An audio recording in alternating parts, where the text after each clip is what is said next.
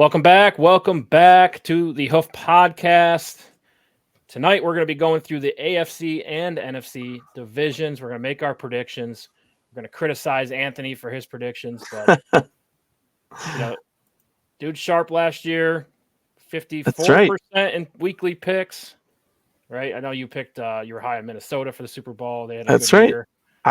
My preseason prediction for the NFC was the NFC Championship game to be Minnesota over the Eagles, and I got more hate from Minnesota fans saying they weren't going to be that good, and Eagles fans saying, "Oh, that would be awesome," but I was one of the few who was right on. Well, at least that Minnesota was really good. They led the NFC in wins, Right. really, and obviously the Eagles getting to the Super Bowl. So I was pretty close in my predictions last year. Yeah. Those were definitely not chalk with what everybody else was picking. Let's put it that way. Yeah. And you picked Buffalo. And if you weren't so biased towards Buffalo, being a Bills fan, maybe you would have saw Kansas City was the team to beat, maybe Cincinnati, but you picked Buffalo. But overall, pretty good season on both sides there. And I think overall, your picks are pretty good, right? So Yeah. Yeah, it was a solid year, and my 5 for 5. Looking forward to getting that going again because that was super hot last year. Want to build on that momentum as always, and keep things going. I'll have all my picks again this year through Tally site, and we'll keep track as always. for sure. All right, so let's jump into it. Just gonna knock this one right out the park here in the beginning. AFC East. A lot of people say it's the most competitive division in football. I don't think it might Absolutely. I've been a football fan for 25 years, and I've never heard anybody say the AFC East is the most competitive division. So here we Wow. are. I think AFC West was the big division last year going into the season. This year, all the hype's around the AFC East. So let's take us through your picks. What do you got here? Who are you taking to win the division? Yeah, I would say first to start off, it depends on your definition of competitive, right? I think there's a difference between you could have 4 crappy teams and it's still really competitive. You don't know who's going to win. That makes it competitive and interesting in some senses. This is competitive in the sense that even the team I have fourth, New England, is most likely going to finish with at least 7, maybe 8, maybe 9 wins, right? So for the last team to finish with that many wins, and really I've seen predictions of the 1, 2, and 3 in any order. But here it is with my predictions. I still have Buffalo winning the division. Obviously, I'm a Bills fan. I'm biased. But when you look at the facts, the Bills have won the division the last 3 years. The Bills have the momentum. The Bills, in my mind, have a better roster this year overall than even last year. Now, the big things, the changes that have been made are that I feel Miami got better on defense. So they were already good on offense. And the Jets obviously are the darlings of the media right now with the fact that they picked up Aaron Rodgers. Now, I'm not as high on Aaron Rodgers as a lot of people are. I'm not as high on the Jets as a lot of people are.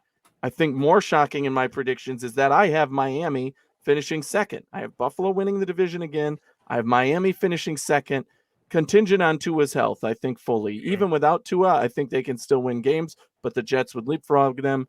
Their big thing is, can Tua stay healthy? And we all want him to, right? I don't want to see any more of that concussion. We never like to see a guy get hurt. I want them playing 100% competitive, even though they're going against our Buffalo Bills.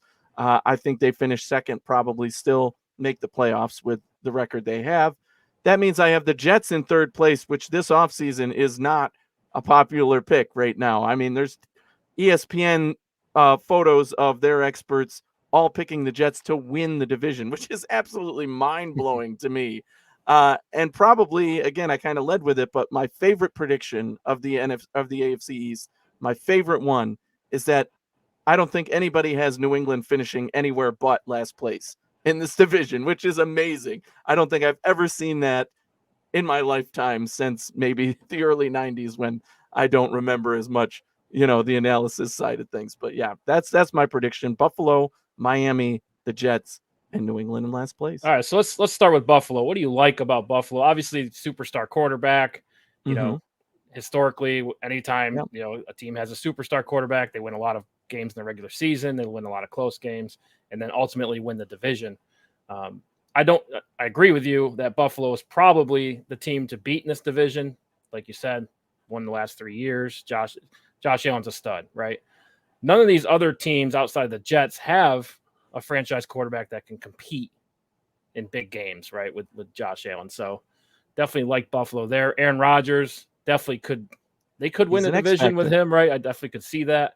But again, new team, it's kind of a split system. It seems like it got a little bit of Green Bay, a little bit of what they did last year. Garrett Wilson. It seems like the receiver room's a little split. We'll see when it comes and they're paying $50 million for Aaron Rodgers, and they're picking up every running back known to man now. I guess. Right. Well, how many running backs can you play? They're the ultimate on paper look great team. Yes. You can't find a weakness on paper. Maybe offensive Sauce line Gardner, if you want to get into that. But to me, again, a guy like Sauce Gardner on defense was a darling last year. He has to prove it now. Guys like Trey White have proven that they belong at the top of the conversation when it comes to cornerback. We've only seen Sauce Gardner for 1 year. He's got to now come back and put on the same dominant performance. Right. Not that I don't think he can, but he's only a sophomore in the NFL. I think most players make a bigger jump from rookie to sophomore, so expect him to be better. Going to be hard to top that, but definitely could do it. As far as Miami, though, second year, like you said, I definitely agree that as long as Tua is healthy, they have a chance. Right? They were arguably one of the best offenses in the league when Tua was healthy, right? They won a lot of games last year. They did make the playoffs. They almost won a playoff game with a third-string quarterback. I mean, there's a lot going on there, and they're just a nightmare to defend, right? Yes, and that's those wide receivers. Throughout. I mean, that's what they have going for them. And can they get their number 3 wide receiver going? That's, I guess, the question. Even with the 2 they have, they're good enough. But that if they could get a third going, that would really be a game changer for them. Which, to answer your initial question there, why Buffalo in first, is the reason that I did put Buffalo there. I think when I talk about how the Bills improved this offseason, look no further than the NFL draft, right? It's all about Josh Allen, and they went with Dalton Kincaid, number 1, the tight end, but he's going to be playing a lot in for the Bills in snap-wise count, right? They already have Dawson Knox, who's really the starting tight end. Kincaid's going to play a lot in the slot. He's going to be there over the middle. I love that target for Josh Allen. He's a great hands guy. Yeah. He catches the ball, reliable. I think that he's really going to light it up for Josh Allen and allow other guys to get open more, right? When you still have a Stephon Diggs, when you have Dawson Knox, all these pass catchers, I'd say the other ones, the Bills made other moves at wide receiver, but to me, it's to be seen how much that jump is. But the Dalton Kincaid jump for me is a big one for sure, especially looking at from last year. Then you look at the second round, they picked O'Cyrus Torrence, who most had mocked going in the first round. And I was surprised fell to the second round, but I'm glad the Bills picked him because this preseason, he has shown a dominance as at his position, right? At the right guard position. Yeah. He has been with the ones all games, right? He really has proven himself, right? I mean, he's emerged as the guy to become the starter through a competition with a veteran, right? So to me, that pick is looking better and better by the day in terms of what he's going to be able to provide on that offensive line. Right. And for Josh Allen, both in pass protection and run scheme. The run game is going to be better this year for the Bills.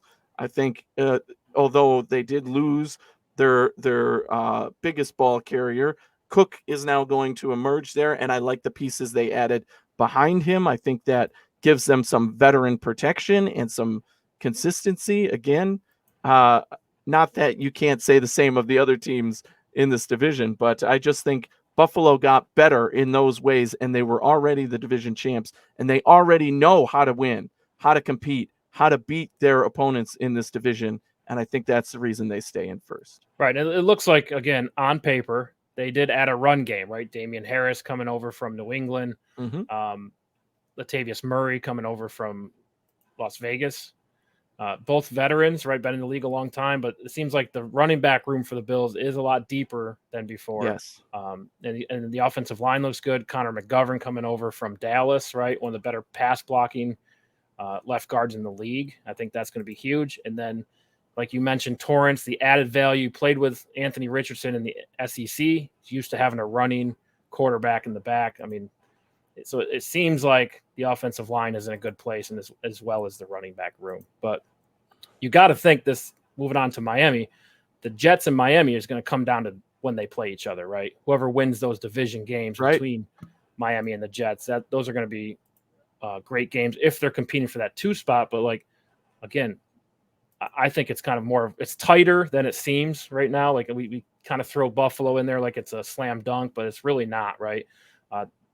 These top 3, Buffalo, Miami, and the Jets, are going to come down to maybe a handful of games, like 2 or 3 games, right? Yes, and if the Jets and Miami are going to have advantage, it's going to be in the schedule. The Buffalo Bills have the hardest schedule in the NFL on paper. When you look at the opponents they face compared to their division, right? We play Jacksonville, everybody else in the division gets a pretty easy win, right? We play Kansas City. Well, I guess we play that whole division this year, but yeah, it's a tough matchup for the Bills. Right? Yes, right.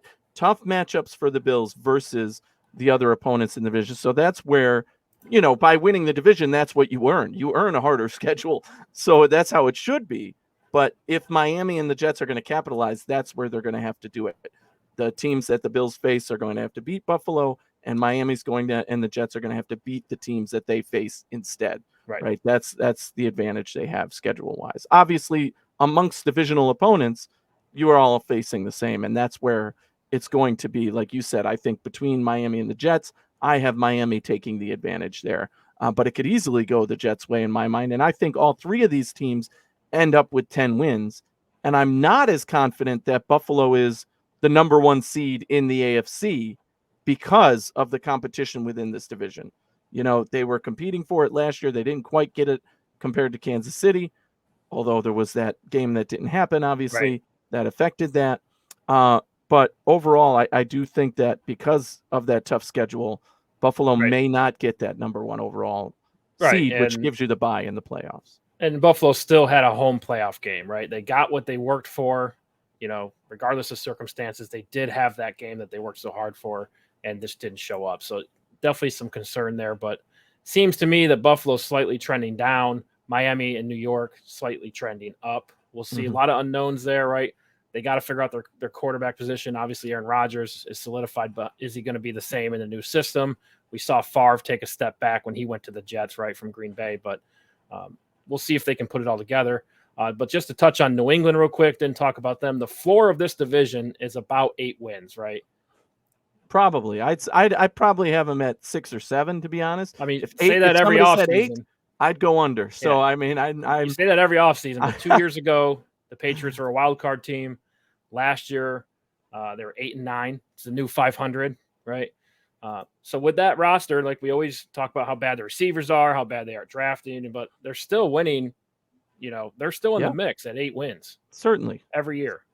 And they're going to be competitive. I think if you go matchup by matchup, they should be 0-6 in the division. But I don't think they will be 0-6 in the division. No. So one of these 3 teams is going to be very upset that they lost to a inferior on paper team in the New England Patriots. But it's going to happen inevitably. New England is likely to beat one of those 3 very competitive teams. Yeah, and I do have New England number 4. I have the Jets at 2 and Miami at 3. Okay, you have the Jets. But again, those 3, Buffalo through New York, 1, 2, and 3. Jets make the playoffs in your stand? Miami makes it in mine. The Jets are borderline. So I think there's only going to be 1 team out of this division just because the schedules are tough. They're playing the West and I think the NFC East. Those are some tough games, right? A lot of good teams in both of those divisions. So I think there's only going to be 1 team in the playoffs out of this division. Wow. That's a bold prediction, I'd say. I mean, there's easier schedules. Anyway. Yeah, exactly. That's how it works. Let's take a look at them. So let's get into the AFC South. And you have Jacksonville winning the division. I think a lot of people do, right? They looked great in the playoffs. Barely made it in, but we saw what they drafted Trevor Lawrence to do, coming back 28 points. I think that was really impressive. They get Calvin Ridley back. I think that adds another dynamic to their offense, and we all trust Doug Peterson. So I think that's a good pick to win the division. I think a lot of people would agree with you. Number 2, you have Houston. Yeah. On the contrary, that is a lot of people are going to disagree with you, but absolutely, we'll get into it. Let me just finish through here. Number 3, Tennessee. the Ryan Tannehill-led Tennessee Titans, and then number 4 you have Indianapolis Colts with the rookie Anthony Richardson at the helm. So let's get right into Houston here. Yes. What do you see in Houston that's going to get them enough wins to be number 2 in the AFC South? I tell you what I see in Houston. I see a weak division to start, right? So Jacksonville certainly emerged last year as a real AFC contender. I think they're comfortably going to win this division, right? I still think they beat Houston, right? That Houston might be more competitive with them, but I think they beat them twice. So Jacksonville not accounted for. Tennessee and Indy, I don't think are as good as people think they are in either sense. I don't think anybody thinks Indy is great, but people are giving them more credit than I think they deserve. Obviously, you're talking rookie quarterback for Houston and Indy. Tennessee, Ryan Tannehill, the way this team has approached the offseason, the things they've put around him, he's not it, right? And that team, to me, is not improving. They're getting worse. They're losing pieces. They're not putting the pieces they need in place. I think me being down on Tennessee is why I have Houston at 2. And I'm high on Houston. I like the direction they went last year. They had many more wins and were much more competitive than most people thought. Now, I did say last year, I thought they were going to be competitive in games, but not win a lot of games. So I was pretty on point with them last year too. They still won 3 games. They did. But this year, I really feel like that this could push them over the edge. Why? They have a really good defense. And you think about it, you're like, what? Do they have a good defense? You go through their roster. I'm telling you, at each level, they are very good to decent to very good, which is great. You don't have a big hole on their defense right now. I would say on the offensive side, last year they had a running back that emerged, right? Now they have a rookie quarterback who you can't put too much on his shoulders. But you look at the receiving core around him now, young guys who are still developing but are veterans now in this league, 1 year, 2 years in, they have experience that is going to help him. And I think that is what carries them to probably maybe 7-8 wins will get you second place in this division. I'm that low on Tennessee and Indy. So I'm not expecting them to make the playoffs, right? But I do think that they finish second in the division. 3 with Tennessee, I feel like they're going to take that step back. By the time the trade deadline comes around, they might be giving some pieces away, which will put them lower in the standings as well. And Indy, obviously, the news is, will they end up trading Jonathan Taylor now that he's requested a trade? And maybe that happens, maybe it doesn't. But even if they don't, I think they're trending in a lower direction than a team like Houston. Even with the same rookie quarterback situation, they do have some pieces around them with wide receivers. They obviously have Jonathan Taylor still on the roster. But I think Indy's one of the worst record teams in the AFC this year. Okay, so it's more not Houston's good. It's more Tennessee and Indy. Correct. Bad. I think where Houston is in their team building is momentum forward, kind of where Jacksonville was 2 years ago or maybe even a year ago, right? You get the rookie quarterback you want, you start building in the right direction. Houston is going that way. Tennessee is going the opposite way. They have the veteran quarterback that they've hitched their wagon to, and they're falling behind at this point. And I don't like the direction they're going. And Indy is just 2 steps behind Houston in that rebuild. They never really truly reset, and they're trying to copy and paste and put some pieces in. Whereas now maybe they do trade Jonathan Taylor before the season starts, get some more draft picks, tank the season, and then, really start where they should be. Yeah, so it looks like a rebuild for Indy. I actually had Houston 4 because, again, questions at quarterback. I think their running game's good, but they lose Brandon Cooks. A lot of questions at receiver. I think they had a couple standouts, but just a lot of question marks there. The worst team in the league last year. It's hard to rebound from that in one off season, right? I do think Indy's number 3 for me, just because, again, looks like a rebuild for them. If Jonathan Taylor's out, it's going to be a full rebuild around Anthony Richardson. I feel like they, inside the organization, feel like they have something in Anthony Richardson because he's so physical, right? And he can do all these things that you need to start adding weapons around that, right? It's almost like, when Buffalo did the rebuild with Josh Allen the first year, He started out with some pretty shitty receivers, and they kind of built around it. Bring in Diggs, start drafting offensive weapons, right? I think that's where Indianapolis is now. So again, you got them at 3, and then Tennessee at 2. Yeah, the quarterback controversy is their biggest issue, right? I think fans want to see Will Levis or Malik Willis. Ryan Tannehill has gone sour, but really, you look around their offense. I mean, they bring in DeAndre Hopkins, right? They have Treylon Burks, who was a first-round pick. I mean, there's a lot to like on the offensive side. Derrick Henry's still there. But we've seen that play out with Julio Jones, right? DeAndre Hopkins is better at this point than Julio Jones was when he joined this team. But we've seen that they're not going to utilize them, at least with Ryan Tannehill at quarterback, the way they should. It's the same system. It's Derrick Henry, play action, right? DeAndre Hopkins. Exactly. And it didn't work for them. So they've won that way. That's down year last year, but they have won that way. And, they've made the Henry's playoffs. Not getting any younger, but that was also with a stronger defense in my mind. Right. They've also taken a step back on defense in my mind. So let's not forget about Justin Simmons, right? Can just dominate the line. One of the best defensive tackles in the league.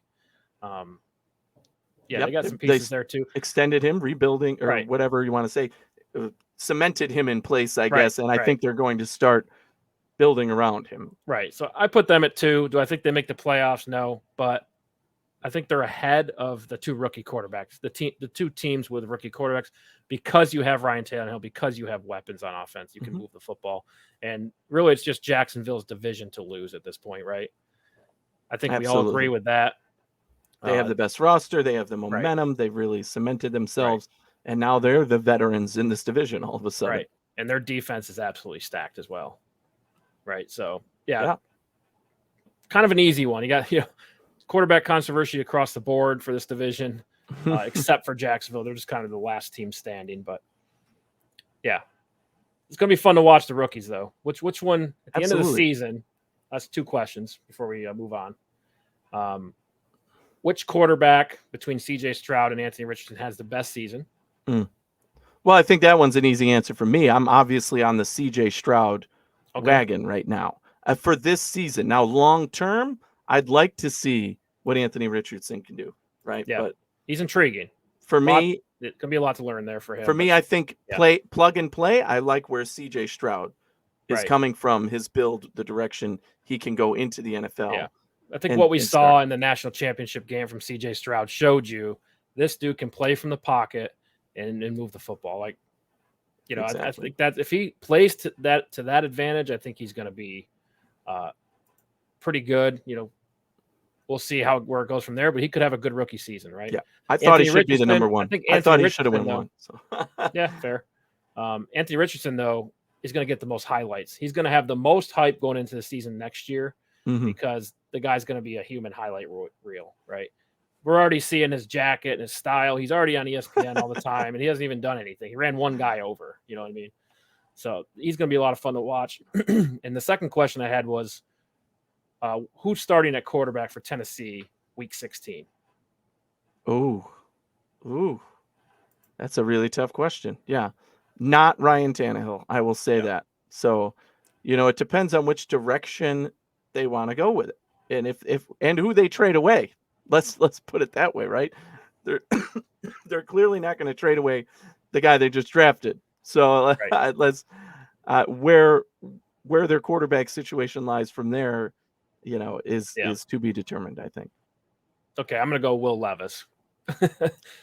Definitely say Levis. You think so? I just think he has more arm ability than Malik Willis. You think he gets traded? Obviously, he's a playmaker. Do you think Malik Willis is still on the roster at that point, or has he already been traded away? Oh, good question. I think they keep him around for another year because there's no guarantees, and you got him in a third round pick contract. You're not losing much, but I think if there becomes a clear winner between those two, if it's Malik or Will Levis, they do trade the other one. And this is Ryan Tannehill's last year.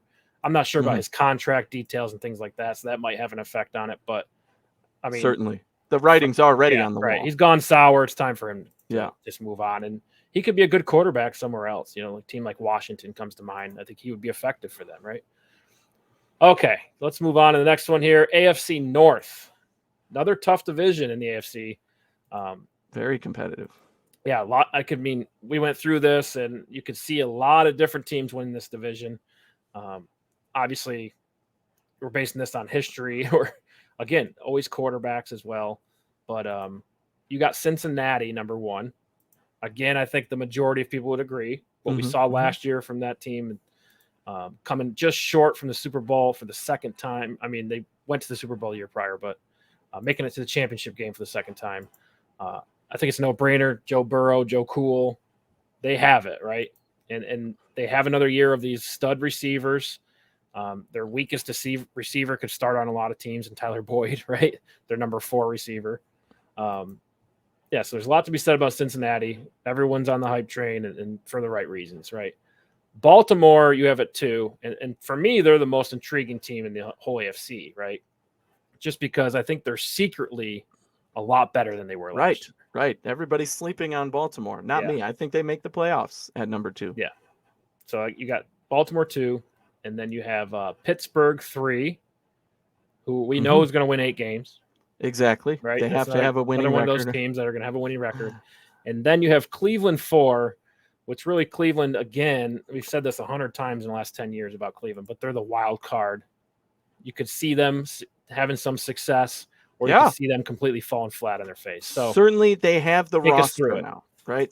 Cleveland, I think, is one of the surprises here at 4. They have the roster. They've got the bodies. They've got the quarterback. They've got the defense now. But this division is just that competitive. I think Cleveland's a good roster. Some might argue one of the best rosters completeness-wise in the NFL. I still have them finishing last in this division, and I think what I said about the AFC East carries over here. Experience matters, right? Leadership matters. Being there, done that matters. And Cleveland has not, whereas all 3 of these other teams have in some way, shape, or form, be it through coaching or the players currently on their rosters and everything else. So Cleveland, it wouldn't surprise me if they win 9, maybe 10 games even, but they wouldn't finish 4th if they win 10 games. They would have to jump one of the other teams.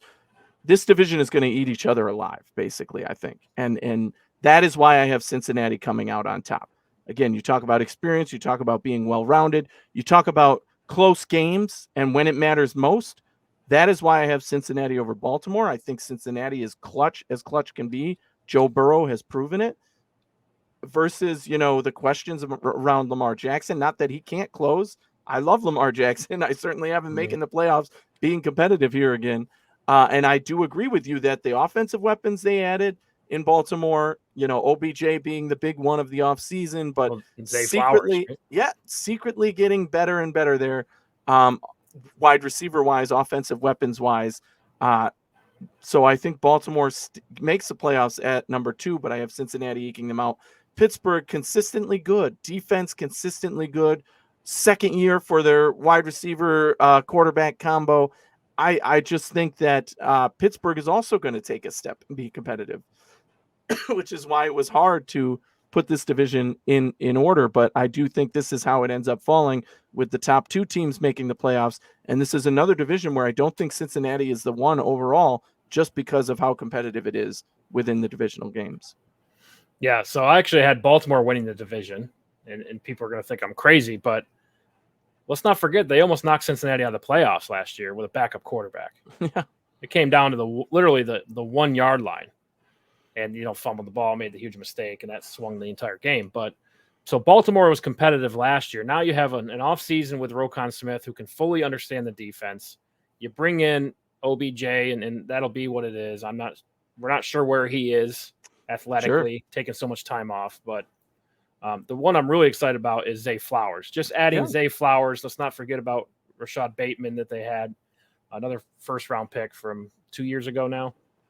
I mean, it's starting to look like a dynamic receiver room. Yeah. You still have Mark Andrews as a top 4 tight end in the league, right? So that's a lot of weapons, and Lamar Jackson's still the most dynamic quarterback in the league, right? He's definitely the best running quarterback, and the guy can throw. I think that was the big thing last offseason was, can he throw? Can he do that? I think he came out and proved that. So if he could finish a full season, this team could win the division. And with Baltimore, I know the big fourth quarters was a big issue last year. They're winning going into the fourth quarter, and then they somehow blow it. You know, and there's a lot of games like that. You start looking at the Yes. score, the game logs. Like there's a lot of games like that where they came up just short. And I just feel like with these added weapons, they can maybe overcome that, and they could, you know, be right in the mix to win the division, and then ultimately win that last game to get the top. Right, it could come down and be really close at the end. And I'll give it to Baltimore this year. Why not? And do you have Pittsburgh at 3, or do you have Cleveland at 3? I have Pittsburgh at 3. Mm-hmm. No, I'm sorry. I have Cleveland at 3. Oh, Pittsburgh you do. At 4, okay. Pittsburgh at 4. Yep. Okay. Just because that's good. I'm not sure about Pittsburgh's offense, right? Najee Mhm. Harris, you know, I think Warren was the running back that kind of took his job last year, and he saw some good stuff. But He does look you know, good, yeah. Freiermuth, I think, can be a weapon. But really, it's Kenny Pickett, right? Is he limited? We got to see a little more to get them up over the hump. These are tough teams, right? So if you're going to win these games against these division opponents, he's got to be better, and we expect that for him. But I just think where Cleveland is, Deshaun Watson's got a lot riding on his shoulders. That's the big question. I just think they might come out hot and then cool off in the end of the season, or vice versa. But I think there'll be a hot period for Cleveland. I'm feeling it. Deshaun Watson just got to prove it to the world. This guy's a national champ. We've seen this guy ball out before. We're just waiting. Had a little taste of it. I think he got reintroduced to the league last year. He had a full off season. Yeah, my problem was that last year they tried too hard. Cleveland tried too hard. Nick Chubb was on fire. He was one of the best players in the NFL, hands down. They should have just kept feeding Nick Chubb, and they tried to put the ball more in Deshaun Watson's hands than they needed to. Right? Yes, he's proven he can be a top 5 quarterback in this league, a very dynamic quarterback, dominant, but he wasn't that last year, and Nick Chubb was. And if they continue to try and do that, force the issue, we're going to pass, when Nick Chubb is at his best, then that's going to hurt them rather than help them. And talk about balance. This division is so well balanced. Offense, defense. Cincinnati, very good defense, actually. You know, obviously you think Joe Burrow in that offense right away, but their defense is good as well. And that's, again, why I have them in first. Baltimore, known every year for having a good defense, right? Last year, a couple of 50-point games didn't look so hot, but they still have playmakers on that side of the ball for sure.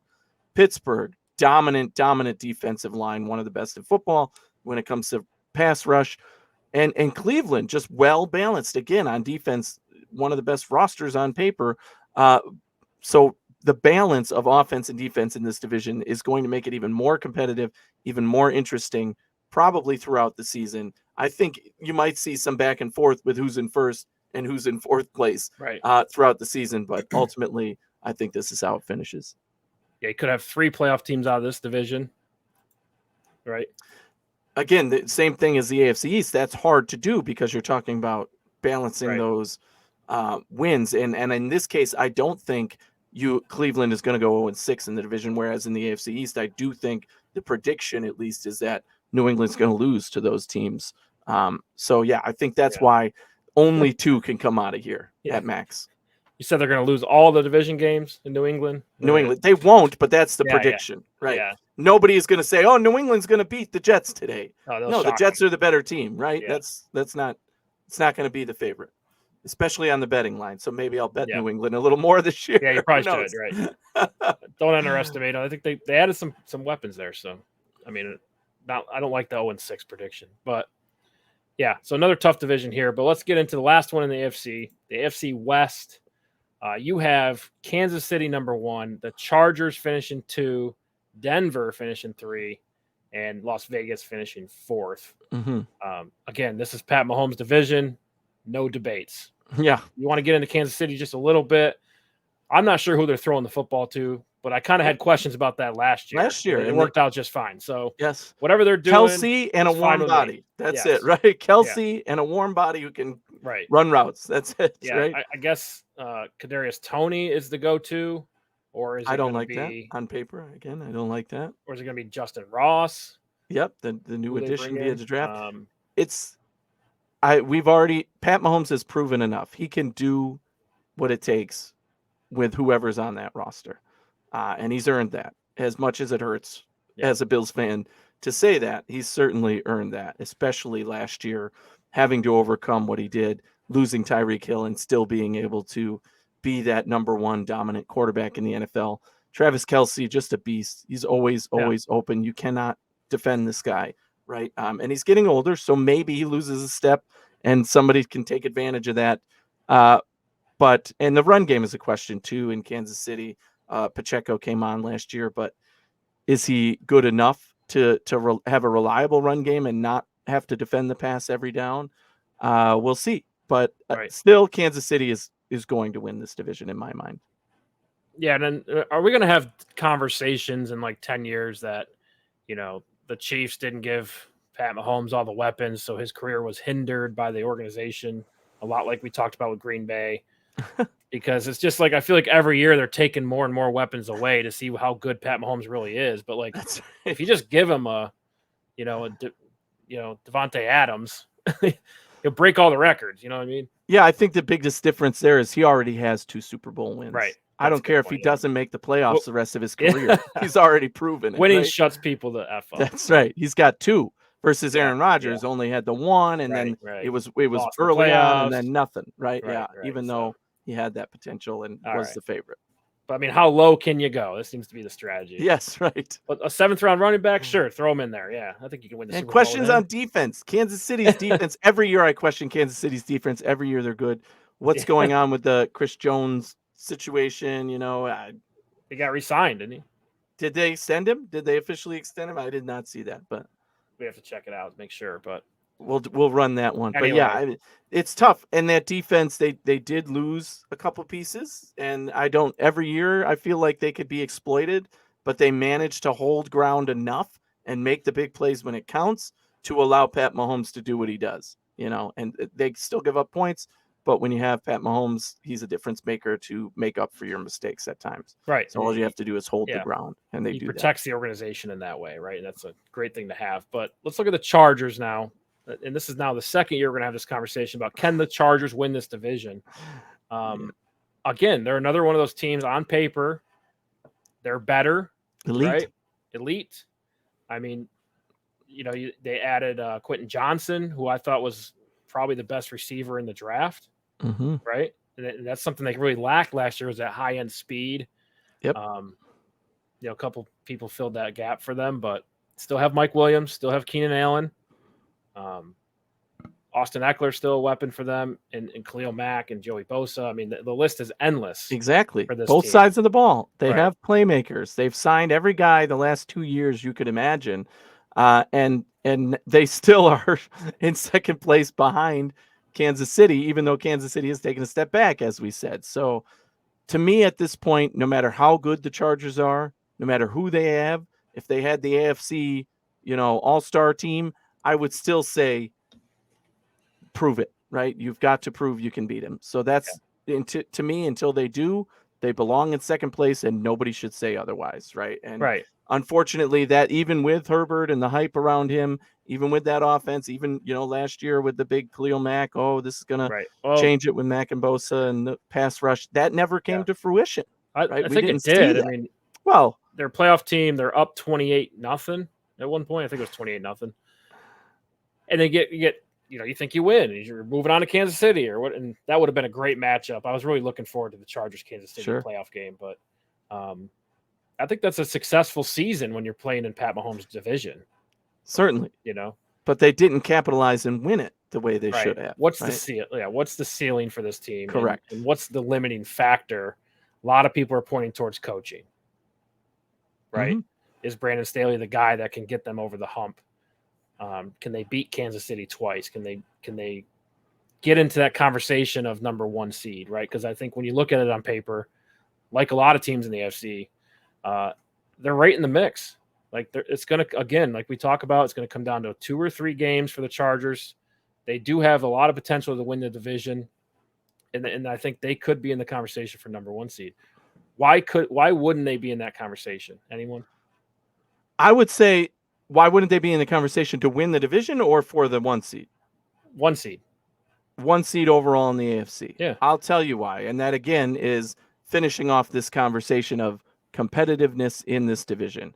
We've talked about Kansas City. What we haven't talked about now is Denver and Las Vegas, right? So Denver to me is going to be a lot better than they were last year. Last year, that team fell on their face, and it was mostly, in my mind, due to coaching, right? So what did they do? They hired one of the greatest coaches out there and said, come fix this team for us because we've invested in it. We know they have the roster up and down. We've got guys on offense that can get it done. We've got guys on defense that can get it done, right? So that is a big part of why I think the Broncos are going to be better this year. Okay, Right? let me ask you this. Yes, then. they have injuries. They've had ACL injuries with wide receivers. I still think they're going to be better than most expect, and that could mean beating the Chargers in one of those matchups this year. Well, we're talking about who could be the number 1 seed. There's really 4 teams that come to mind, maybe 5. Kansas City, Buffalo, Cincinnati, and Baltimore, or the Chargers. Really? So I think you're leaving out my prediction for who will be the number 1 seed in the AFC this year based on schedule.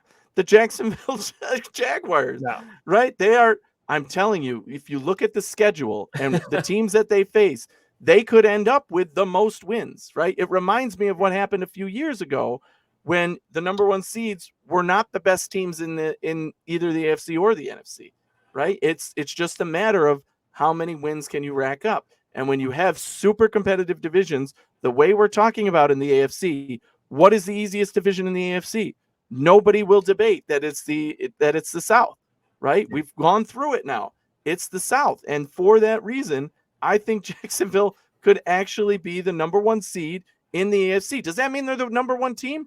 Absolutely not. They're definitely 6th behind the 5 you mentioned, but they might end up with the most wins just based on their schedule. Now, a few of those games have to fall their way. I think they play Dallas this year or something like that. There's a few competitive games in there that they have as well. And if they can win those games, they will see themselves on the right side just based on maybe one more win than whoever wins the other division. The last man standing kind of strategy, right? Correct. But I mean, based on that logic, though, Cincinnati, Baltimore in a really tough division, Buffalo, Jets, Miami in a really tough division. So, like the West is not; it's the 3rd easiest. Yes. Right. So, I mean, again, that's more of an argument for the Chargers to get in because, I mean, say what you want about Las Vegas or Denver, they got a lot to prove this year, right? Certainly, but they're still going to be on them. But the Chargers could beat Kansas City once. I think we were just talking about that. You know, if you can split with Kansas City, you're right in the mix. Correct. You know what I'm saying? Correct. I'm not sure who they play as far as NFC or what other division, but live up to your potential, though. Yeah. They haven't been able to do that. That's the take on the Chargers. You know, that's again why I have them there. That's the criticism, and you know, I think we see is they work on that. They work on their criticisms, and it motivates them coming into the next season. So, I think the Chargers will be in the mix for number 1. End of story. All right, let's move on to Denver.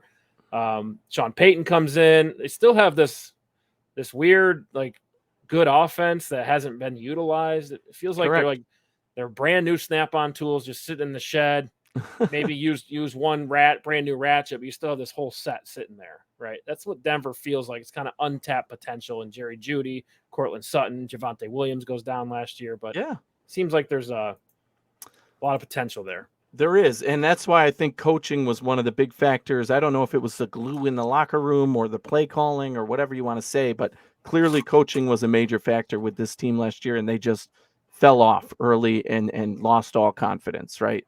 And Russell Wilson coming in, you know, let Russ cook and all the fun we had with that last season. I think this year he definitely shows a huge improvement. He's got a lot to prove, and when their back's against the wall, that's when they're going to do their best in the NFL, right? So I think Russell Wilson is in that category. He's not going to light it up and, you know, I don't think anyway, have the seasons he had in Seattle where he was at his peak, but he's going to be a lot better this year. And I think a big part of that is capitalizing on a guy like Jerry Jeudy, who has had a lot of hype over the last couple of years and hasn't lived up to that really. Or a guy like Cortland Sutton, who has shown that he can be 1,000+ yard receiver in this league, getting to that point again this season.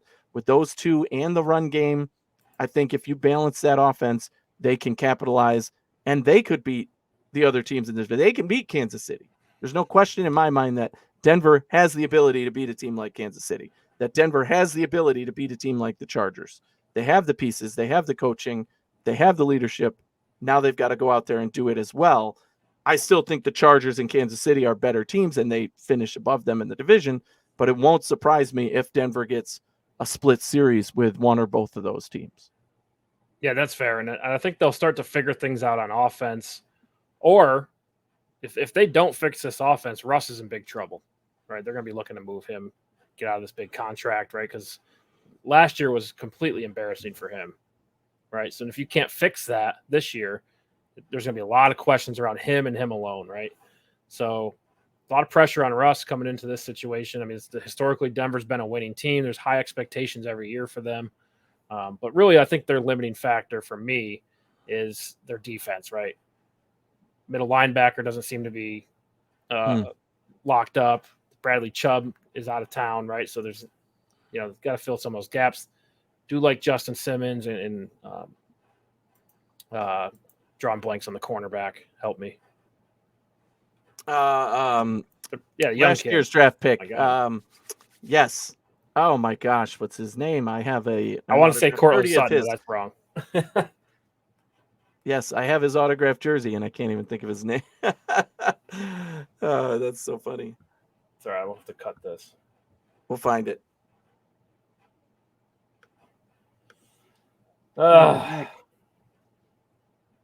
Denver. I should have looked it up for you. I almost called him Cortland Sutton. I don't hate when I put myself in these corners. Oh, he's got an initial thing. Denver Broncos cornerback.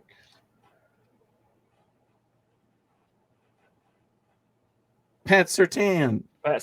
Okay, ready? 3, 2, 1.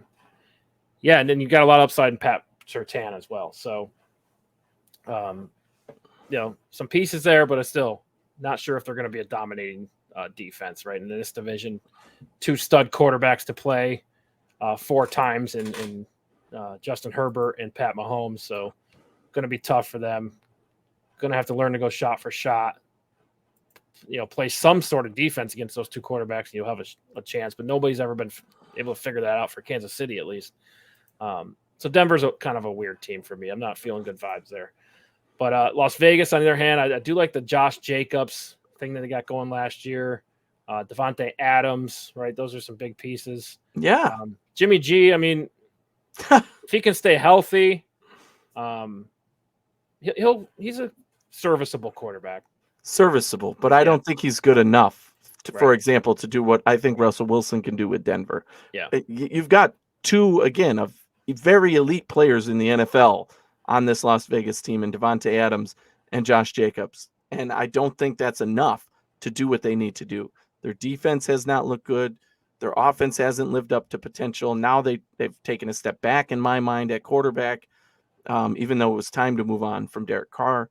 But yeah, I'm not very confident in what Vegas can do on paper with this roster and how they're going to execute. Maybe they go out there and prove me wrong, but I think they're one of the worst teams in the AFC this year. Yeah. Even with 2 of the best players. And we're saying, I like the Josh Jacobs thing, and I think that could work. Josh McDaniels, Josh Jacobs, that seems like a good match.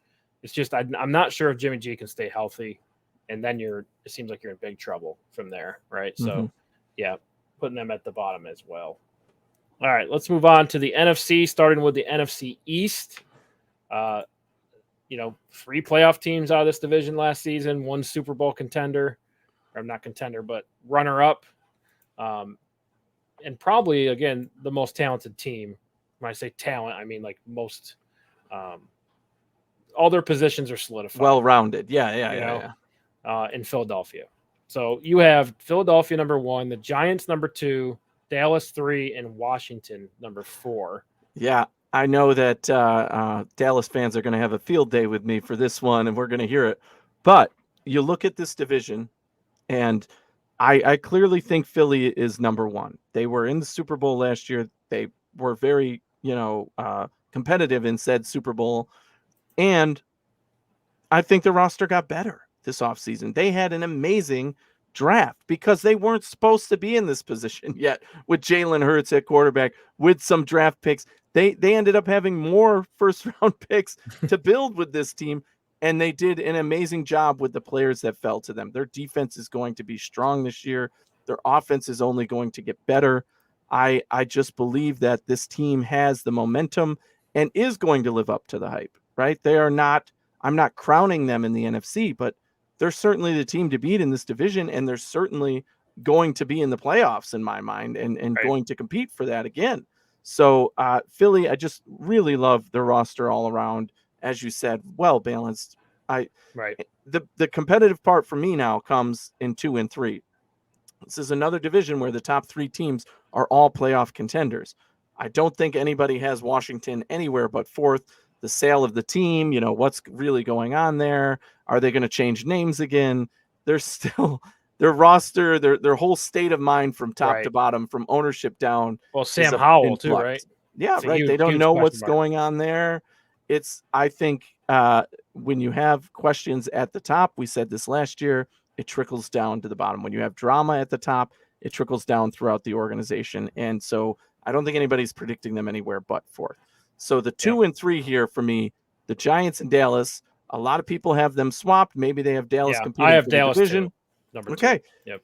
For me, it comes down to what, again, that put up or shut up mentality. The Giants are ahead of schedule last year. They were very competitive when people did not expect them to be. They got a lot further than people expected them to, and I'm talking about general media, experts, whoever. They have good leadership in terms of their coaching. They've built on the team they have. They've paid their players right now. They've got their quarterback. They've got their running back. They've added, to me, offensive weapons in terms of the tight end position and wide receiver. That's going to be, that to me was their Achilles heel last season. They still have a good defense.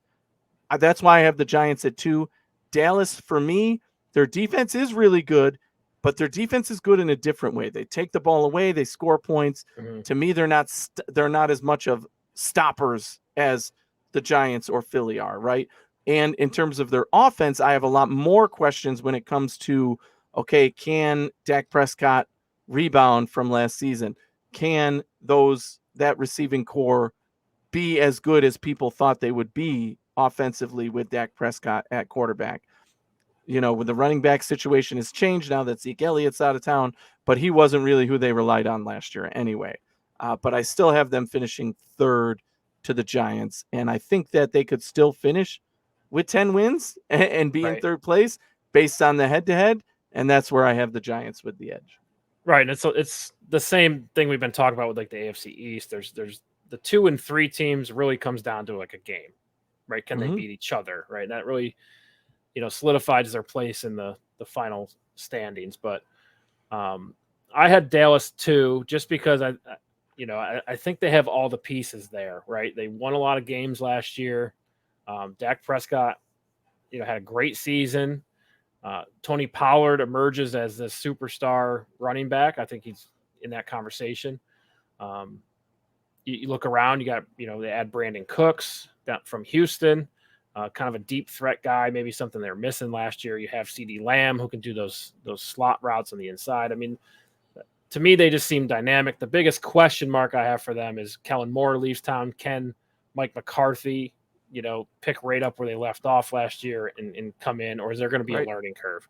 Right. But ultimately, I like Dallas. Overall, I think they have all the pieces. Different mindsets for the teams too, right? Dallas is, high expectations every year. That's what they have. They're America's team, quote unquote, still, Jerry Jones. We all know how things are run there. But will those players rally around their coach the way that the New York Giants will? Absolutely not. I don't care what anybody says. The New York Giants are playing for Brian Daboll. They they love the coaches. Can you repeat is the question, right? You had a pretty miracle season last year, right? Do miracles happen twice? I think at this point now it's got to flip to, okay, I would say we're a good team. Right? I would say exactly. It's the expectation now. Right. But I don't know it's the expectation for them to finish above Dallas. But to me it is, because I think they're that good, and that X factor of playing for a coach. That makes everybody on that roster, top to bottom, the 53rd man is a better player because he plays for Brian Daboll rather than being on that Dallas roster. I'm not totally down on the Giants. I'm just saying Dallas finishes 2. I trust their offense more than the Giants. The Giants will play a very limited, smart offense, right? Situational football. When it's 3rd and 4, they call their best play, and it's usually a trick play or a sweep or something, right? that's their style. They play good defense and they don't screw it up on offense. I think when all things are firing in Dallas, they can come out and be a top offense, right? They can be in the top 5 conversations as a effective offense. I think Dak has shown that year in and year out, and he's not getting enough credit. But when it comes down to these tight games that we keep bringing up, that's where, that type of thing works, and the limited situational football thing doesn't work as good, right? Because you're getting a lot more effort from the other side, and it's, you have to step up and play, right? And start slinging the ball. In today's NFL, it's got to be passes down the field. And I think Dak has shown he's definitely capable of that. So, again, high on the Giants. I think the Giants win a playoff game, or I'm sorry, make it to the playoffs. We'll say win a playoff game because their offensive and defensive lines are, they're not rookies anymore. Football's won. Yeah. Right. They got stout offensive and defensive lines, right? Andrew Thomas, right? We can go through them, but Dexter Lawrence now, Thibodeau in his second year. I mean, there's a lot to like about the Giants, but just the mentality of the offense, I think, is where I had problems picking them number 2, right? So, all right, yeah, that's a good one though. We're all good on Washington, but competitive this year. Yeah, I think this division will produce 3 playoff teams. It should, depending on how it works out. Yeah. All right, moving on here. Let's go to the NFC North. Again, you have Minnesota number 1, your darling team of last year. That's right. You have Detroit number 2. It seems to be America's darling team this year, right, coming into it. You have Chicago 3 and Green Bay 4. Right. I don't think we've seen Green Bay at 4. This is a little bit different than most people are predicting, and I think a little bit different for me. I think Minnesota takes a step back in terms of total wins last year. They got, let's be honest, they were the fourth quarter comeback kings last year. But that playoff loss last year is going to hurt with them. They're going to come out with something to prove still this year. That roster is still really good. That offense is still really good. Kirk Cousins, Jefferson. I mean, you're talking one of the best guys in the NFL, right? So I just think Minnesota is still the team to beat for that reason. They did lose some pieces. Their defense is questionable at times, but altogether, this team has what it takes to win. And we know that, right? And I still think they will have that opportunity given this division and how it looks. Yeah, sure. Kirk Cousins last year, 8 game-winning drives, number 1 by 3. The next closest, Tom Brady, Justin Herbert, Daniel Jones with 5. Right, so they're firing on all cylinders. So I definitely agree with you there. Yeah, and the second year, right, with the coach, and it's going to build momentum as well, more communication, better knowing of the situational football, which at times might have hurt them last year.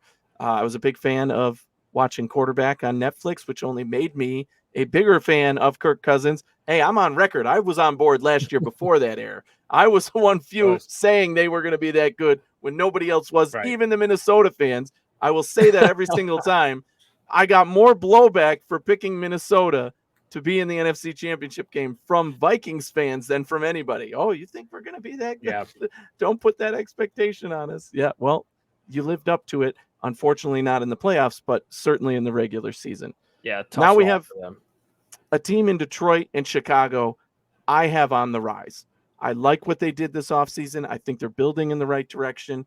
Detroit had all of the momentum last year, right? I said they would be competitive. I thought they would be better than most people thought. They did a lot of good, but they also did a lot of bad. Their defense gave up a lot of points. They just couldn't put it all together yet. And I think that type of thing comes with experience in their case, right? Give those guys the experience, just like we were talking about with a team like the Buffalo Bills in Josh Allen's rookie year and how they had to build around that. Now we're talking about a team that it has the coaching, it has the players, it has that potential. They've drafted a ton of young guys over the last few years who are now core pieces of this team. They've just got to bring it all together. And I think this season it does start to come together in those moments that matter in games. Yeah. Minnesota's still better than them, but Detroit finishes second and can compete for a playoff spot from that point. Yeah. Chicago, similar. I think they're building in the right direction. I think Justin Fields is better than the quarterback situation in Detroit. But in terms of total roster, their defense, I have so many questions about their defensive line, the defense in general in Chicago to me versus defense Detroit is why I have them up a little bit. Right. So, I mean, I expect Chicago to be better. They're going to be able to run the ball. They're going to be able to pass, right? Fields can pass the ball. I think he'll do that more this season. The big one for me now is Green Bay at 4, as you said. I don't think many people are predicting them there. I just think the other teams have the momentum going in the right way. And Green Bay is in a situation where you are waiting for a quarterback that you've had for 4 years on your roster. And now you're trying to say, oh, let's build around this guy, right? I think they know what they have in Jordan Love. And I don't think now is the time to throw him out there for a full season and see what happens, right? I think that ship has sailed. I think he's a backup in this league. I don't think he's an elite starting quarterback. And when he's facing a guy like Justin Fields or Jared Goff or Kirk Cousins, he is the last place guy, without a doubt, in all of those situations to me. And even though they've done what they do in Green Bay and built around the defense and whatever, I think they've missed on too many pieces. And now they're going to find themselves in a situation where they are behind in this division. So that's why I have Green Bay in 4th. I just think the other teams are, especially Detroit and Chicago, have the momentum going forward. And Green Bay has kind of taken a bigger step back. Okay. Yeah. A lot to unpack there. Yes. I had a lot of thoughts throughout your little presentation of your picks, but let's start with Jordan Love. I agree with you that there's not a lot of hype around him. Remember when Favre was walking away and Rodgers? There was a lot of hype around Rodgers, right? We're getting a little bit of that, but not as much. So that's been clear to me, right? And that could just be semantics, but the thing is, this guy sat for 4 years. Right, he's had time to develop more than anybody else, right? He was a first-round pick too.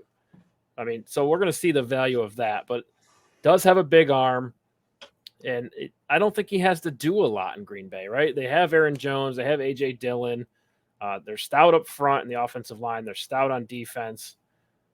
So I don't think, I think Matt LaFleur coming from Tennessee originally, I think he does have a lot of good running concepts, and I think they could win that way, right? Maybe not. They're not going to be in the conversation for the division or even the 1 seed or anything like that. But I think you can get to 9 wins, 8-9 wins like that.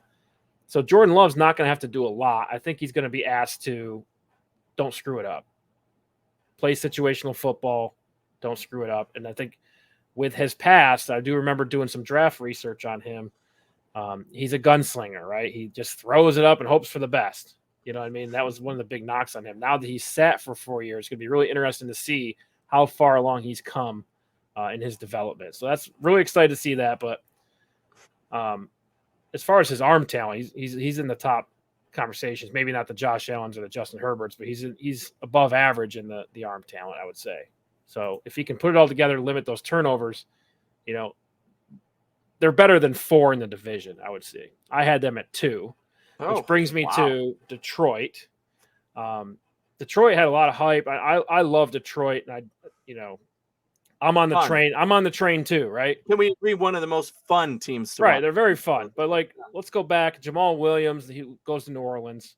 17 rushing touchdowns last year. Can David Montgomery fill that? Well, remains to be seen. DeAndre Swift, who was a big weapon for them, goes to Philadelphia. They like to run the football. They're going to bring in the rookie Gibbs, right, to fill that role. So can they match that production? I mean, Jamal Williams had a phenomenal year last year, and we'll see how much of that was offensive line and maybe scheme call, but that's a big question mark, right? If they can't run the football like they did last year, they're already going to be set back a little bit, right? Jamison Williams is suspended again. This guy's supposed to be a big weapon. A lot of hype around him, but it looks like he's just not going to have the NFL career that everyone thought at this point, right? Suspended twice in 2 seasons. I mean, we're at the point now. It's like, okay, buddy, this is your last chance this year. They lose TJ Hawkinson, who I know didn't really help them in their run last year, but still a big piece that's missing. And you have a rookie at middle linebacker who, is he calling plays? Usually the Mike calls plays. Not sure about their system, but if he is, there's going to be a learning curve there. And I don't think they're going to come out and be this undefeated team and compete for the division, right? I think it's going to be, their ceiling to me is 8 or 9 wins, right? I think Green Bay is in that conversation as well, but I just trust Green Bay's defense, I trust their offensive line better. They're very experienced. Although it's a new quarterback, he's been there a while. Like, these guys know him. You know what I mean? There's continuity there. So I'll take that. So that puts Chicago at 4. And I do think they're on the upside, and they're going to win a lot more games this year than they did last year. But just Justin Fields is not confident throwing the football. The guy has unbelievable legs. And if he just did that, it'd probably just, be okay. But you got to see him get more confident throwing the football if you want to start winning games. Well, I think we know he can do it. We know he can do it. We haven't seen it yet. So we're still waiting. But look at his weapons, right? You got to put somebody around him who can be a pass catcher. It's the same story when you have a guy like Josh Allen or whatever developing quarterback. That's who we default to because we know the most about Josh Allen and his development. Right. But still, Justin Fields, it's a similar kind of storyline, right? He's building. I think this year he does show what kind of passer he can be because he's going to have better weapons. Well, the conversation switched from can Lamar Jackson throw? It's always been that for Justin Fields in the NFL. Mm-hmm. We've seen him throw it a lot in college, successfully. But he just doesn't look confident. I haven't seen a single, confident game from him throwing the football like some of the top guys, you know what I mean? But he has that type of potential. And, hey, if he comes out and he's a whole new player and he's slinging it around, I'll eat my words. But right now, just haven't seen it. So I'm putting them at 4. Anyway, that was fun. 2 more to go. We have the NFC South coming in here. We both picked New Orleans number 1, but how about you take us through your picks here? Sure. Yeah. I mean, I have New Orleans at 1. I do think that when you look at the layout of this division, they have the best roster. They have the most potential. They have the most experience. The Saints, I think, will be the winners in this division. Where there's some debate now is the 2, 3, 4 order, and I'm sure we have it different, but I have Atlanta at 2. I really like what this team has done in the offseason. Obviously, they've solidified the running back position. They've got the young quarterback. They've got the tight end. I think that the pieces finally fall in place for Atlanta this year with what the spending they did in the offseason and the rookies and the pieces they brought in. I just think they can move up to competing for a playoff spot from where they've been over the last couple of years. That's saying something for this team. I actually have number 3 as Carolina over Tampa Bay, which is probably more controversial than having Atlanta at 2. Oh, yeah. I have that, even though they have a rookie quarterback, I like where this team is building toward. I like the momentum they have. Similar story to like the Giants last year. Now, I don't think they're going to take that kind of leap, but I do think that roster-wise, when you look at the guys they have on that team, when you look at what they could potentially be, that's why I have them finishing over Tampa, who to me is, again, a team on the downslide. When you look at the quarterback position, who is the quarterback? You brought in Baker Mayfield. There's your first problem. You have Baker Mayfield on the roster. You suck. Okay. You didn't learn anything from his other years. Okay. Talk about something where I was right and everybody else in the world was wrong. Baker Mayfield sucks. Okay. That's just a matter of fact. I'm sorry. It's the way it is. He can't even win a position that's handed to him in the preseason. I think Trask ends up being the quarterback, if not week 1, at least by week 3. I've been saying that since they had him. So he will be Baker will not be the quarterback by probably week 4 on this team. But regardless of that, who's the running back on this team? Where are they going at running back? Where are they going? Offensive line. They've got so many questions throughout. They do have Wirfs. Don't get me wrong. One of the best. But beyond that, they have a very weak. They have the wide receivers, but they're aging and there's questions about them and the injuries. I don't think this is a team that can put it all together right now. And that's why I have Tampa at 4. To me, they're one of the biggest sliders in the NFL this year. Yeah, I think a lot of people agree with you on that just because Tom Brady leaves. And, that's fair, right? It's who you replaced him with. Well, if you got a Derek Carr, I would say you're competitive, but you didn't. You got Baker. Well, okay, let me take you through mine. New Orleans, number 1. I think they're one of the most balanced teams in the NFL. And I think, they showed some good things last year, and I think they're going to, with Derek Carr, be a much better football team. Atlanta, I like what they're doing. It's definitely unique, but questions around quarterback, right? That can always get you in trouble. But, man, Bijan Robinson looked good. You see his first play in the preseason breaking 3 tackles. But he's going to be a lot of fun to watch, especially he's got the right head coach and the right system, right? I think that'll be good for them. Carolina, rookie quarterback, got to pay your dues, right? They're paying dues this year. I mean, who knows what they're going to end up doing, but Bryce Young's been the shotgun on every single play so far. So that's been interesting. I don't think he's going to succeed out the gate like a lot of first picks or some first picks do. I think there is going to be a bigger learning curve. The players are big. They're fast. I mean, we already saw him get hit in the head once just because he's shorter, right? It's kind of harder. You're trying to hit the shoulder, but this guy's, what is he? Is he 5'9"? Is that official? I believe because he's so shorter he's than 5'9". Josh Allen's 6'5", so let's say 5. I mean, that's 10 inches, right? So that's it's definitely concerning for me. But anytime you draft a rookie quarterback, you're gonna be paying dues, right? Tampa Bay, I think, is gonna finish 3, just because I think they've kind of deflated, right? The talent's still there. Mike Evans still there. Chris Godwin's still there. Their offensive line's decent with Tristan Wirfs, right? He's a stud player. Devin White's still there on defense. You still have Todd Bowles, who's a great defensive coach. So you can do some things there. I just think they're limited by quarterback, like you said. If it's Kyle Trask, you're really limited. If it's Baker, you could move the ball, somewhat effectively. But Baker can use those big bodies, right? No. I mean, you have this weird hate for Baker, but dude, show me when he's proven he can do it. He had the best roster ever in Cleveland. What? Because he went to the Rams and won a couple. I'm not here to debate shitty Baker, competition. Though. I'm saying you're putting what do you want to say, below average quarterback in a really good team. Is my argument, right? Mike Evans can body up any corner in the league. Sure, that works to Baker's advantage. Or Kyle Trask's advantage if you want to do whoever's throwing the ball. Chris Godwin, if he can stay healthy, he can get open. He can get separation. Anyway, they finished 3. I think they're going to win a little more games than people think, but they're not going to be competitive. Right? So that's where I'm at with them. We don't have to get into the schematic. We've been hating on the Bucs because of Tom Brady for years. So we'll let it go for now. But there's still some pieces there, right? Kind of what's left over. Let's get into the last division here, NFC West. And again, just looking at the landscape, quarterback questions in Arizona and San Francisco, and really is Geno Smith kind of questions there. We're still going to see, I think Geno might be the best quarterback in this division. Matt Stafford, if you want to argue that, but no respect for Purdy, huh? Nah, I can't do the Purdy thing right now. Okay. I mean, look, finds the open guy. I'm all about that. But would he succeed in 31 offenses in the league? No, probably just this one.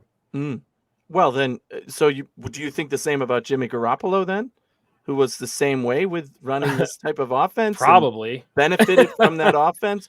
From the dominant run game. Sure. I mean, right? he made more money than he should have. I think we could all agree with that. So in my picks, I do have San Francisco winning the division. I have Seattle second. Seattle should be a playoff team to me, but I have San Francisco winning. And why? Because they have the best player in this division, which is Christian McCaffrey, right? The most dynamic. He can do it all. As long as you can hand the guy the football, I don't care if it's me playing quarterback, they're going to win games. They have a good defense. They have a playmaker in Christian McCaffrey. They can win on that alone. And they've proven that in the past, right? That's what this team is. They can run the ball, they can play defense, and they're going to be consistent. And to me, this year, Brock Purdy, he does still have something to prove, but I think given the chance, he can build and grow within that system, just as you're saying. He just needs to find the open guy. They've got the wide receivers. They've got the running back. They've got help, right? It's going to open up opportunities for him and make it a pretty, I don't want to say easy. Being quarterback is not easy, but they don't ask him to move heaven and earth, right? That's what I mean by could quote, Baker unquote, Mayfield easy. Succeed in that offense? No. No, because he'd be throwing it to the other team, which you can't do. And he'd be making mistakes like fumbling the ball or holding on to it too long, which you can't do. I think you'd be surprised. Purdy doesn't do that, right? He has not shown a tendency to do any of those things. Hand the ball off and have a nice day. Right? And Seattle last year was definitely the team that blew away expectations. Most people picked them to finish last. They made the playoffs. They were very good all season long. Geno Smith put all the doubters to shame. And, with that offense, I love their receiving core. I mean, come on. They've got one of the top in the NFL all around now. And when you have a guy like DK Metcalf, it's going to open up opportunities for anybody else who's playing there. So when you put guys that can actually play and now you've upgraded your slot, I mean, they've got a lot to be excited about on the offensive side. I think they're going to be fun to watch there when it comes to passing the ball. And they still have a run game to speak of, right? So, again, you talk about balance. Pete Carroll, the defense always finds a way to do what they need to stay in the game, similar to what we've said about some other teams. They're not like the most dominant defense anymore, but they do what needs to be done and let the offense capitalize on it, right? The Rams and Arizona at this point are an afterthought. I think the Rams are the most trending down team after winning the Super Bowl, and just don't look like they have roster-wise the ability. They're feeling the effects of going all in to win the Super Bowl at this point. They didn't have draft picks. They didn't have, a lot of money to spend. They did all that. They won a Super Bowl, and now they're feeling the effects of it, roster-wise especially. Arizona, I would say, with the injury to their starting quarterback, Kyler Murray, it definitely puts them in a situation where, well, what are we really doing this year? We're coming off a down year. Our quarterback's not going to play at least the majority of the season, if not all of it. I would say all of it because you got no reason to bring him back. And you want to have the ability to start rebuilding this team. And I think that's going to happen next year. And by that, tanking this year, basically. I'd be surprised if they even are competitive to win more than 3 games this season. I think they're that bad. Yeah, I think they're going to be in the Caleb Williams conversation or the Drake May conversation. Yeah. Top pick. I know they do have two top picks, right, from their trade. So, new coach as well for Arizona. So that's kind of interesting. But yeah, I don't really know. There's certainly no expectations. Let's put it that way with Arizona. I do think there's no expectations, and sometimes that's a good place to be, right? Yeah. You're just saying, okay, we're just figuring it all out, and then next year we'll know what the game plan is coming in. Yeah, fair. So let's get back to the top here. I put Seattle at number 1. Okay. Because I'm okay again, with that. I think in this league, when you get into these tough games where you got to have a 3rd and 15, I think Geno can deliver that for you, right? I think he throws one of the best deep balls in the league. Now you get some weapons. Jackson Smith and the Jigba comes in from Ohio State. Still have DK Metcalf. Hopefully it takes a little pressure off him. Let's not forget Noah Fant's still there. Kenny Murray's still there. Those are some players that can be effective at their position, right? We saw a lot from Murray. Or I'm sorry, Kenny Walker. Walker, that's it. A running back. Yeah. Yep. So if he can stay healthy, I think they could be a really balanced offense, right? And I like that. San Francisco, they're going to play great defense. They're going to probably be in the conversation for best defense in the league again. But when they played Kansas City, they just got completely embarrassed because the new NFL where you have these, dominant offenses or quarterbacks who literally can't be stopped. You got to go shot for shot if you want to win those games, right? And I just don't think San Francisco's built that way. They're going to be competitive. They're going to win a lot of football games, but when it comes down to playing those tough teams in the AFC, I think they're not really built to do that. You know what I mean?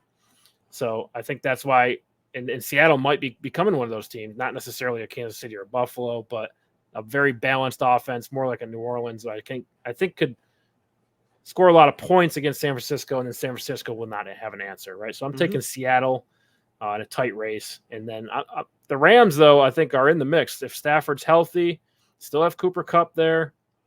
You still have Sean McVay calling plays. This team's not completely out of it. I know Jalen Ramsey's out now.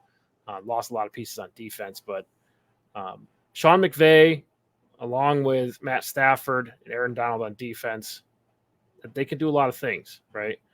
Sean McVay's a hell of a football coach, right? He can beat you with his brain. I think that's been proven. But I agree with you on Arizona that this is the year the wheels fall off Arizona. And we're looking at quarterback. We're looking at rebuild. They have a defensive-minded head coach now, so it's going to be really interesting to see their direction. But Arizona as well has a ton of talent, right? Especially on defense with Isaiah Simmons and company, Buda Baker.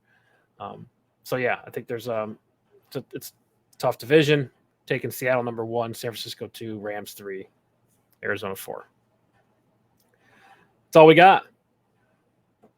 Not bad predictions to start the year. Excited to dive into it week in, week out, and We're back. get those picks in. It feels good. The season is here, man. So we've got a few more predictions, a few more primers to go before real football kicks off here and finish out this. I'm going to put you on the spot, though. You Who's are. your Super Bowl picks? Well, it's easy for me in the AFC. Say what you want. I am a Buffalo Bills fan. All right. And to me, the difference between last year's Buffalo Bills and this year's Buffalo Bills is that competitive edge. All right. So now nobody's not the whole NFL, all the analysts aren't jumping on the bandwagon for the Bills, right? They're hyping up they're hyping up the Jets. They're hyping up Miami, and that's great. Let them do that. To me, that is fuel for the fire. That is what makes this Buffalo's Bills team play at their best. They went through ridiculous adversity last year. Ridiculous. I don't care what happens this season. There is nothing that can happen this season that happened as bad as last season, right? Everything. Can't repeat that. I hope they don't repeat that. It's horrendous. You just could not have a worse year. And I think that they use that and they grow from that. It doesn't mean they're not going to have their down points in the year. All right. They're going to lose games. That's fine. They might not win as many games as last year, but they are still the team that I'm picking to come out of the AFC this year. I hope that it goes through Kansas City. I want to be able to beat Kansas City in the playoffs. I would prefer it to be in Buffalo since they've never had to come to Buffalo. But if it's in Kansas City, even better. I would love to beat them there. I do think that the Bills emerge. And if it comes down to the AFC Championship game, for me, I think it's probably going to be Cincinnati and Buffalo, just based on how the seeding works out. Jacksonville's probably going to be that 1 seed. I think that they lose in their first playoff game to one of those other teams that makes it, whatever wild card team you put last, maybe the Chargers. If they make it there, that would be, for me, the matchup. So Cincinnati, Buffalo, with Buffalo making it to the Super Bowl. Okay, that's AFC. What you got in the NFC? The NFC is a lot harder because you could tell me that, one of these fringe teams goes on a run, just like the Giants did last year, right? The Eagles are still the team to beat for me. So I have them in the NFC Championship game, without a doubt. And so then to me, it becomes which team is competitive enough, is good enough to be right there with them. We just talked about Seattle, San Francisco. I think it could be either of those teams. We talked about Minnesota. That was my prediction last year. Minnesota and Philly in the NFC Championship game. And I would love to see that again. So I think I'm going to pick, Philly has to be the team to come out of the NFC for me.